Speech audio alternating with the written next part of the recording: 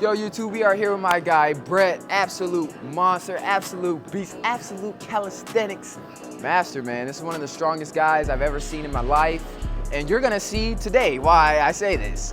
Make sure y'all give him a follow. We're gonna put it up there. But Brett, go ahead and introduce yourself, man. How long have you been doing calisthenics, man? Where are you from? How old are you? Why are you so goddamn big, bro? I've been calisthenics for like 4 years now. Okay. 4 years, about 23 years old now. Yeah. So just been doing my thing, a lot of weighted calisthenics. Okay. Gotta get build some muscle on. Yeah.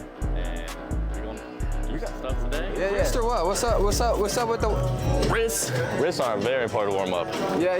Definitely. You were about to get right into it. I did a little bit earlier, but you know, I always love to come over here, do some wrist stuff, get some wrist action just on the ground, get some stretches, you know, leaning forward. Yeah.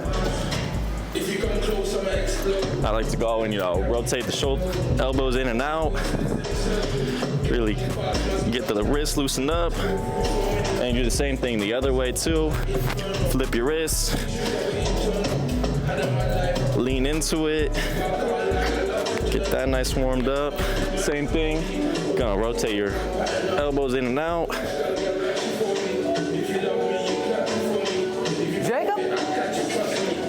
A few fire workouts for getting your handstand. One thing I would recommend is the Pike Push-up and the Pike Hold.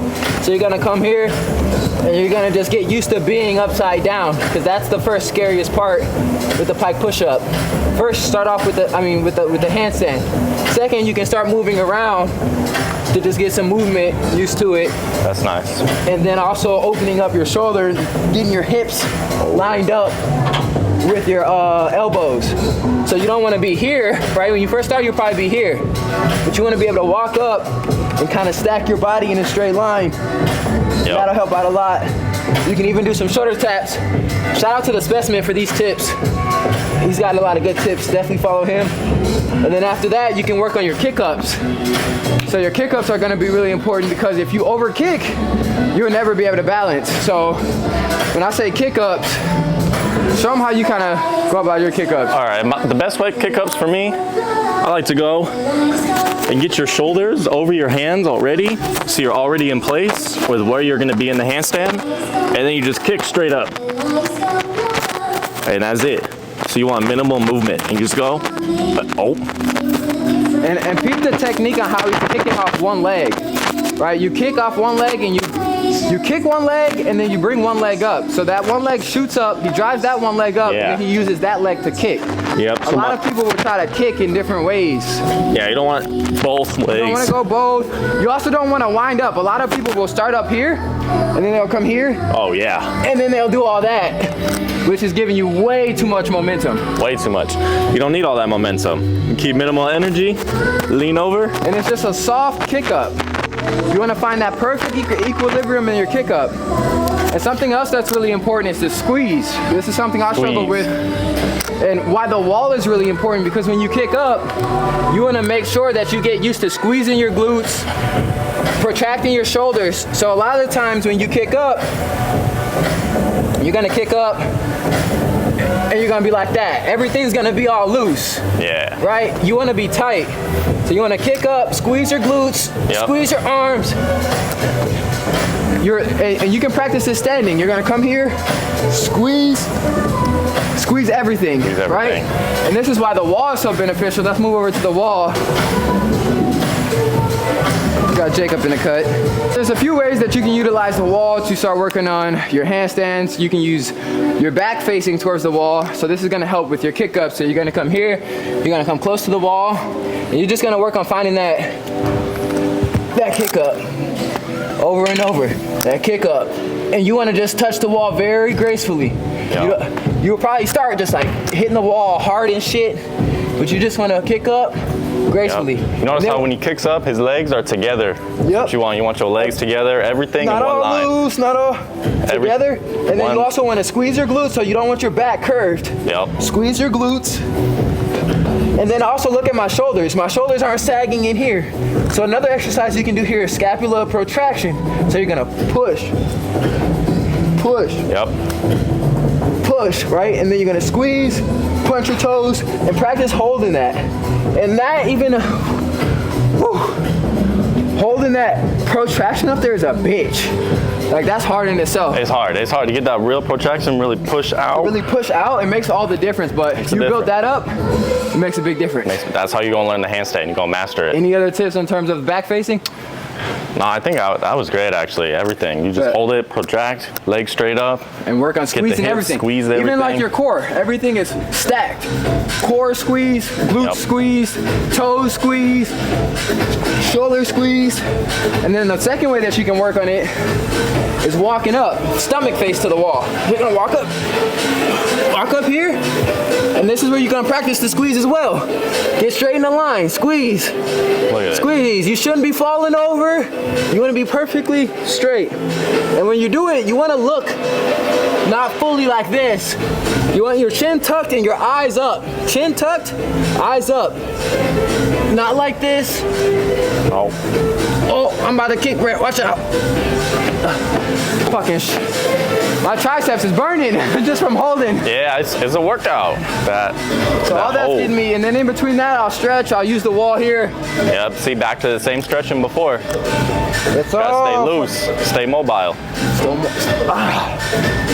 And yeah, that's my tips for the handstand. And then after that, you just practice falling over and over.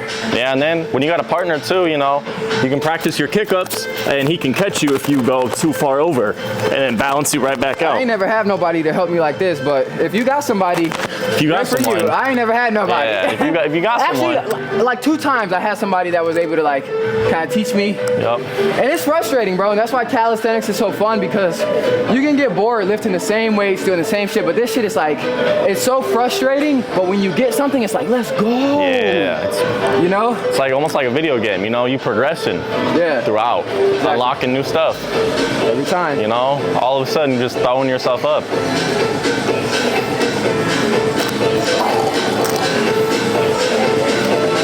Oh yeah, we need to do a thumbnail picture too. We do. Yeah.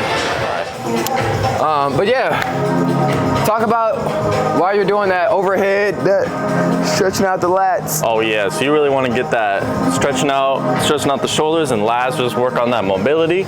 So when you go down, you know, you're just stretching everything out, you're getting everything ready, loosened up.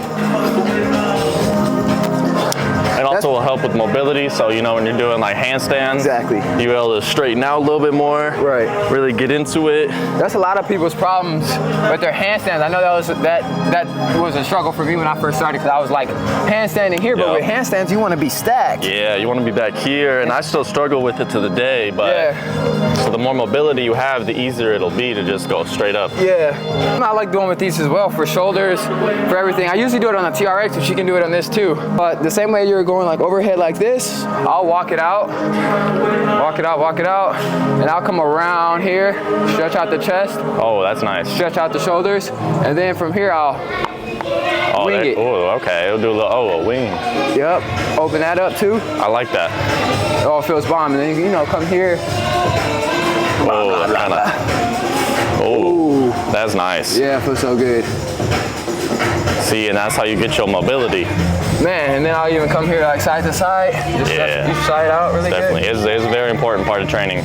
Man, don't sleep on it. Don't try to just rush past. No. When I was a beginner, I could just get straight into lifting, but as I developed more and more muscle, 100%. and that shit got tighter and tighter.